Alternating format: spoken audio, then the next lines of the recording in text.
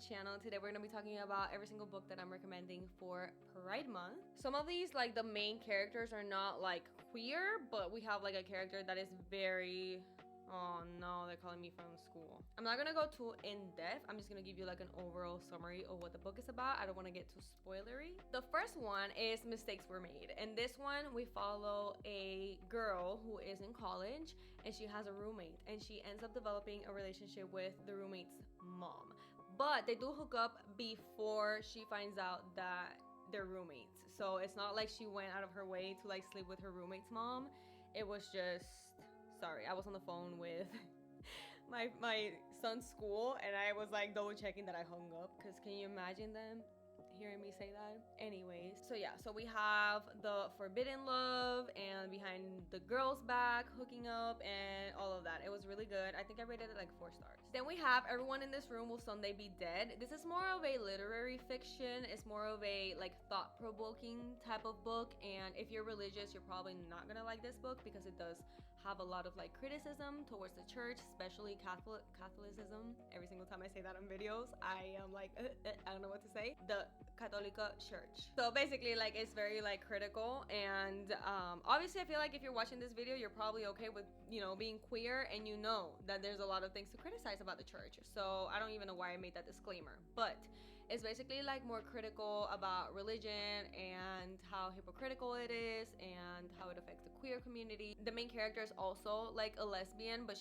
they don't know that she's a lesbian, so like she sees like, you know, people from the church making comments like right in front of her, like if she wasn't a lesbian, you know what I mean? Like, anyways, whatever. The point is that it's really good, and I feel like it's more like, it's not a romance. I feel like a lot of the times when you hear about Pride book recommendations, a lot of them are like more like romance, you know, genre, because that's what Pride is, being able to love whoever you want. So yeah, anyways, I like this one. I love this one actually. It's like one of my favorite books of this year. Then we have Clap When You Land, and in this one it's about, okay, so this guy was having like a double life, and he had like a wife and a daughter in New York City, and then he's from like Dominican Republic, so obviously like I also felt identified, because I feel like out of all Hispanic groups, the ones that I feel like were like very alike is Dominicans and Puerto Ricans. I feel like Puerto Ricans and Mexicans don't have like that much in common. Like sometimes when I speak Spanish to Mexicans, they don't even know what I'm talking about because they have like a complete different dialect. So when it comes to books and being able to relate, a lot of the times I can relate to Dominican stories as well. And in this book, we follow Dominican characters. And basically like the father had a child in Dominican Republic and one in New York City, and they didn't know of each other, obviously. So when the dad is going to Dominican Republic to see his other daughter, the plane crashes, and basically the book is about the aftermath and how they find about each other, and one of them is queer. It's really good, and honestly, it's kind of like a poem type of book. Like it's written in verse, I think that's what it's called. Like I listened to the audiobook and it felt like someone was kind of like singing to me in a way, but at the same time it was like a story, so like I was able to keep up with it, and they didn't have like that many like metaphors or crazy like, you know, poem like language that it's kind of like you have to sit there and actually trying to figure out what they're saying. Like it's very like a regular, you know, story. It's just going to the point, but it's going in like verse form, you know what I mean? So anyways, very different book. I loved it. It's, I think, YA, so don't expect like any romance or any spice or anything like that, but it's just so freaking good. And the whole like clap when you land, that is definitely a Puerto Rican thing too. Like we always clap when we land. Another book that I read that is not like, the main part of the book is not the romance, but it is queer characters, is House on the Cerulean Sea.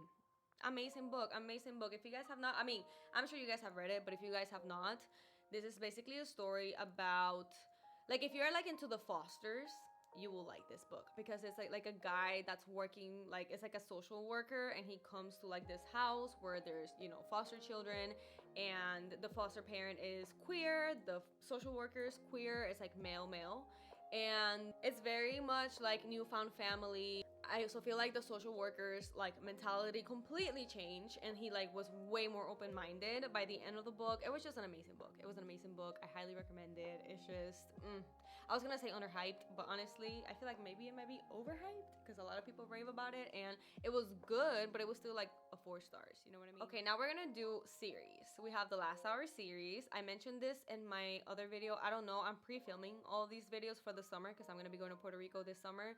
So I don't know when this is gonna go up. There is a spider in my camera.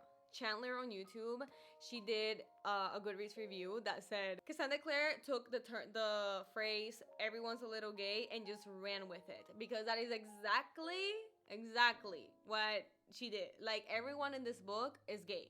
Every single, well, no, not everyone. There's still like straight characters, which is why I liked it, because it was very like balanced. Like, there was a little bit of everything. But I do feel like most people in this book were queer, and if you like, you know, fantasy, I feel like this will be perfect. I feel like a lot of people love it. Not a lot of people liked the third book, which is the one that came out this year. I personally did not like it as well, but I did like the first and the second book, and I feel like it's kind of worth it to get into it in a way. I don't know. I just feel like I have a whole vlog about it. So if you guys want to see that, I will link it up in the cards and you guys can check it out. Then we have Read Between the Lines. This one, you know what? Let me see if she's going to release anything else. But both of these books were amazing. They're both women and women. And I have recommended this series before as well. So in the first book, we basically have a girl who owns a bookstore that her mom basically was the one who founded. Her mom passed away. She inherited, and now she's in charge of it, and she's very passionate about the store. Well, the building that the store is in is getting not demolished, but I think it's getting turned into like some apartments or something like that. She's dealing with that, and then she also has this woman that comes into her bookstore who she feels attracted to, and then they start talking and they start developing a friendship, and it's just a really good book. I loved it. And then the second book is basically the girl's best friend fake dating each other. So like, she has her childhood best friend and her current best friend fake dating, and I love fake dating. So this one was a 4 stars. I feel like the first one was a 5 star, the second one was a 4 stars, because the childhood best friend was a little bit too stubborn for my liking. So yeah, but some people might like it. So yeah, I loved it, and I feel like they're definitely underhyped. Then we have obviously the Heartstopper series. This one, I feel like it goes without saying, if you're queer, you already know about it. You have probably already read it, or you have at least been like recommended the series. There's not much to say. Nick and Charlie, a popular guy who thinks he's straight, is having feelings for this nerdy guy who everybody makes fun of him for being gay. So yeah, that's kind of like how it starts, and then like we see their group of friends, and like everything about it is so amazing. I love it. It's like such a feel-good story. It's just amazing. I just cannot say anything else except the word amazing. It's so good that I even enjoyed the yearbook, like a yearbook about people that don't really exist in real life, and I sat there and I was loving it, like if I knew these people. And the Netflix series, don't even get me started on that, okay? Don't even get me started on that, because I personally like the series more than the books. Obviously the books is like a comic, so you don't get much, you don't get too many details in the series. I'm sorry, I was looking at my TV. The series is just, you know, more detail, more fun, more like you actually like feel, I don't know, it's just both of them. I will do like all the books and then watch the series, and then just have a great time. All right, then we have Delilah Green Doesn't Care and Asher Parker Never Fails. These are like in a series. There's a third book with the other character, Iris. I love this series. It's so good. The first one is basically like forbidden love, like dating your sister's best friend. The second one is, in my opinion, better because the person doesn't even know that she's queer yet. So that makes it, you know, juicy. I loved it so much. I feel like I like the second one better. Like I said, the first one is really good, and I feel like people really rave about it.